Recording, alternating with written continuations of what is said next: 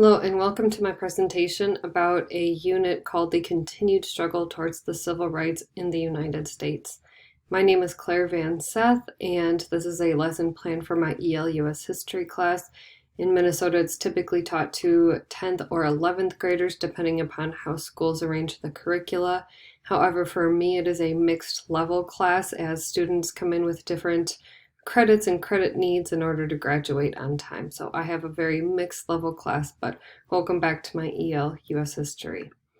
For the Stage 1 desired results, my transfer goal will be that the content knowledge goal students will gain is how ordinary people can affect change in public policy, as well as how the civil rights movement can be applied to today. For our language goal, because I work with English language learners, we always have a language goal in addition to the content goal. It will be about summarizing information from different sources. The meaning, what students will understand from the lesson is that nonviolent confrontation and constant communication with elected officials can bring about change in public policy. If something needs to be changed in government, like it did during the civil rights movement and still does today, there are several tools that we can use in order to bring about those changes. And language-wise, students will be provided sentence starters, models, and first language supports in order to accomplish these goals. My essential questions are: how did civil rights leaders overcome challenges, and how is the civil rights movement applied to today? Which are two themes that you'll see throughout this lesson plan. There are 3 Minnesota state standards that are covered throughout this unit. One is about just basics of the different civil rights movements for different groups: African Americans, Native Americans, women, and Latino Americans. In particular, what are some obstacles they tried to overcome, and what are the strategies they used to overcome them? And then finally, what are the lasting effects and how can we apply this to today is the final standard. For Stage 2, the evidence, students will be provided different levels of assessment based on the IPAs, or Integrated Performance Assessments, which are typically used in world language. So the interpretive task will be a chapter test. The first part is fill in the blank. The students need to write the name of the correct person for each description. And then the second part is short answer, which asks them to apply their knowledge to different questions, like how would you compare Dr. King to Cesar Chavez? How would you compare the government's reaction in Little Rock, Arkansas with the Little Rock Nine and school integration to the government's response in Wounded Knee, South Dakota, which was much more violent? So asking kids to interpret sort of those tasks. The next one is the presentational. Students will create a seesaw video explaining one civil rights issue. What's the historical background, how the civil rights movement addressed it, and then how we're trying to solve that problem today. The seesaw video should be at least 1.5 minutes of the students speaking. And then they're going to create a dialogue discussion using Seesaw, so integrating technology into the conversation. They're going to respond to at least 2 classmates' videos. They have sentence starters, and they will say either add information to the video or they will agree or disagree. So those are the different types of sentence starters that we'll be using to work on those response videos on Seesaw. Other evidence, other formative assessments that will be used throughout the unit are a 3-fold brochure that we'll create as a class about the Voting Rights Act of 1965, and voting rights in general, which also includes the 24th Amendment, officially banning poll taxes, making it free to vote in elections. So what were some of the barriers for minorities voting, and then how did the civil rights movement overcome them, and then what are some of the issues involving voting rights today?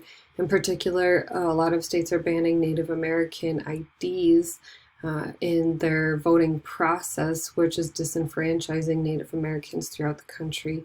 That's the current event that we'll focus on for our class brochure that we'll create. Then students will be divided into small groups and asked to create a threefold brochure of a different topic from the civil rights movement. Other topics involve educational equity, migrant worker rights, women's equality, and Native American rights, among other things. They will work with their group to do the same thing, identify the historical background, how the civil rights movement worked to combat those things, and then what are some issues today that we're still having with those topics. And then informally, I'll be providing feedback through conferencing, variety of groupings, and responding to student notes throughout the project. I do also have a rubric for the presentational and interpersonal tasks in this unit. Stage 3, what does the learning plan look like? Day 1 is building background about the topic, which is not only an EL strategy, but also a culturally responsive strategy.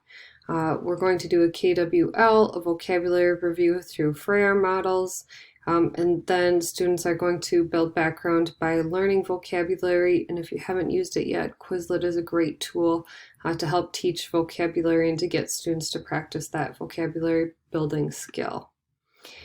Then we will chunk the class threefold brochure into 3 days. The first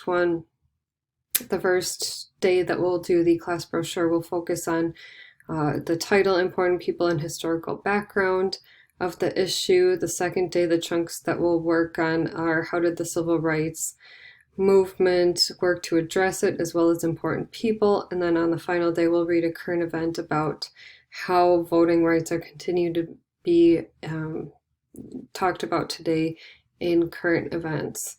So those are the 3 chunks that I've established in making a present in working with students to create a threefold brochure. Then students will have 3 days in their small groups to create a threefold brochure on another topic from the civil rights movement. I've already mentioned some of those topics. So then they'll work through those same chunks in order to create the final product. This will still be for formative points, however. Then day 8, they will jigsaw their different brochure topics. One person will present at a time. The other students will be taking notes and asking questions as the other person presents. And then we'll have a review day, which includes Quizlet Live, again, another vocabulary building strategy, and completing their KWL, as well as a student-created Jeopardy. Throughout the unit, we will be using our TPR story, or Total Physical Response story.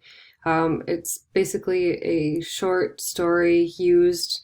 The students create motions for the key vocabulary words and will recite it at the beginning of each lesson throughout the unit, which is not only, again, an EL strategy, but a strategy that applies to students who come from oral backgrounds.